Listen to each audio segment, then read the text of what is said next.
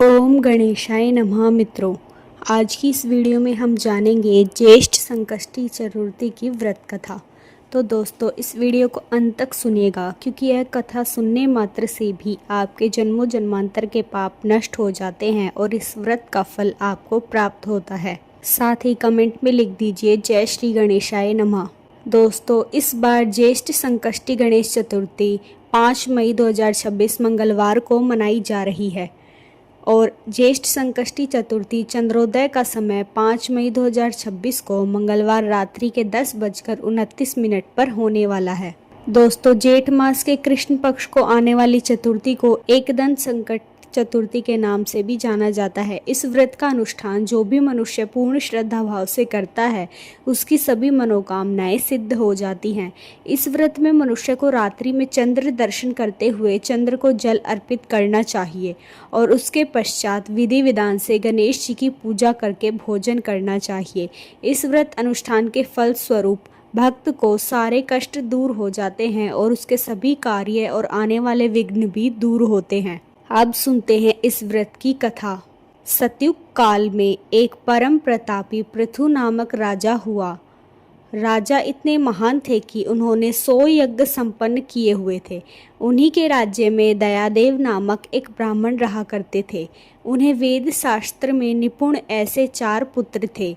उन्होंने अपने चारों पुत्रों का विवाह गृह सूत्र के वैदिक विधान से कर दिया था। एक दिन उनकी 4 पुत्र वधुओं में से सबसे ज्येष्ठ पुत्र वधु ने अपनी सास से कहा, हे सासू माँ, मैं अपने बाल्यकाल से ही संकटानाशक श्री गणेश जी का व्रत करती आई हूँ। मैंने अपने पितृगृह में भी इस पुण्यदायक व्रत का अनुष्ठान किया था। अंतः हे कल्याणी, आप मुझे इस शुभ फलदायक व्रत का अनुष्ठान करने की अनुमति प्रदान करें। अपनी पुत्र वधु की बात सुनकर उसके ससुर जी कहने लगे, हे बहू, तुम सभी बहुओं में श्रेष्ठ और ज्येष्ठ हो। तुम्हें यहाँ किसी प्रकार का कष्ट नहीं है और ना ही तुम भिक्षुणी हो। अतः तुम ऐसी स्थिति में किस कारण से व्रत अनुष्ठान करना चाहती हो? हे सौभाग्यवती, यह समय तुम्हारे उपभोग का है। यह गणेश जी कौन है? फिर तुम्हें और करना ही क्या है? अपने ससुर जी के आग्रह से पुत्रवधु ने श्री गणेश के संकटनाशक व्रत का त्याग किया और अपने घर संसार में लीन हो गई। कुछ समय पश्चात ज्येष्ठ वधु गर्भिणी हुई और 10 माह के बाद उसे एक पुत्र रत्न की प्राप्ति हुई।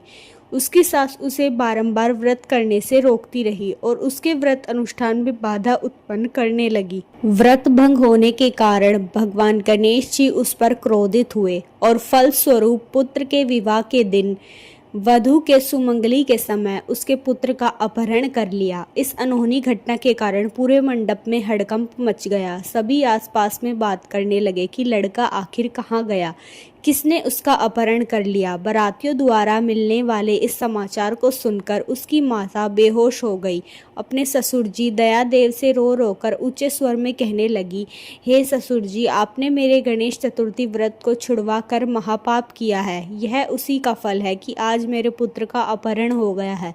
अपनी पुत्र वधू के मुख से ऐसे वचन सुन ब्राह्मण दयादेव बहुत दुखी हुए। साथ ही साथ अपने पति के अपहरण की बात सुने होने वाली पुत्र वधू भी बहुत ज़्यादा दुखी हुई। अपने पति के वियोग में दुखी पुत्र वधू हर माह भगवान श्री गणेश की संकटनाशक गणेश चतुर्थी का व्रत करने लगी। एक समय की बात है, भगवान गणेश जी एक वैदिक और दुर्लभ ब्राह्मण का वेश धारण कर उस पुत्र वधू की परीक्षा लेने हेतु भिक्षा मांगते हुए उसके द्वार पर आए। ब्राह्मण वेशधारी भगवान श्री गणेश ने ऊंचे स्वर में कहा, हे पुत्र, मुझे भिक्षा स्वरूप इतने भोजन का दान दो कि मेरी आत्मा तृप्त हो जाए। उस ब्राह्मण की बात सुनकर उस धर्मपरायण स्त्री ने सर्वप्रथम उस ब्राह्मण का विधिवत पूजन किया। पूर्ण श्रद्धा भाव से भोजन कराने के पश्चात उस ब्राह्मण को वस्त्र अलंकार अर्पित किए। कन्या की सेवा से संतुष्ट होकर ब्राह्मण ने उच्च स्वर में कहा, हे कल्याणी, मैं तुम्हारी सेवा भाव से अत्यंत प्रसन्न हूँ। अब तुम अपनी इच्छा के अनुकूल मुझसे वरदान प्राप्त कर सकती हो। मैं ब्राह्मण वेशधारी गणेश हूँ और तुम्हारी परीक्षा लेने हेतु यहाँ आया हूँ। ब्राह्मण की बात सुन कन्या तुरंत नतमस्तक होकर उनसे निवेदन करने लगी, हे विघ्नेश्वर, यदि आप मेरी सेवा से प्रसन्न हुए तो मुझे मेरे पति के दर्शन करवा दीजिए। कन्या की याचना सुनकर गणेश जी ने कहा, हे मधुभाषिनी, जैसा तुम चाहती हो वही होगा, तुम्हारा पति तुम्हें अवश्य मिलेगा। कन्या को इस प्रकार मनोवांछित वर प्रदान कर भगवान गणेश जी अंतर्ध्यान हो गए। कुछ ही समय पश्चात कन्या का पति पुनः अपने घर वापस आ गया। यह देख सभी बहुत प्रसन्न हुए। सब स्वजनों की उपस्थिति में विवाह कार्य विधान से संपन्न किया गया। इस प्रकार जो भी मनुष्य पूर्ण श्रद्धा भाव से भगवान श्री गणेश जी की ज्येष्ठ माह की संकट चतुर्थी का व्रत करता है, उसकी सभी मनोकामनाएं सिद्ध हो जाती हैं और उसके जीवन में आने वाला हर संकट दूर होता है। तो दोस्तों, आप भी यह व्रत आज जरूर कीजिएगा। आपको यह कथा कैसी लगी हमें कमेंट में ज़रूर बताएं और हमारे चैनल को सब्सक्राइब कर ले। धन्यवाद।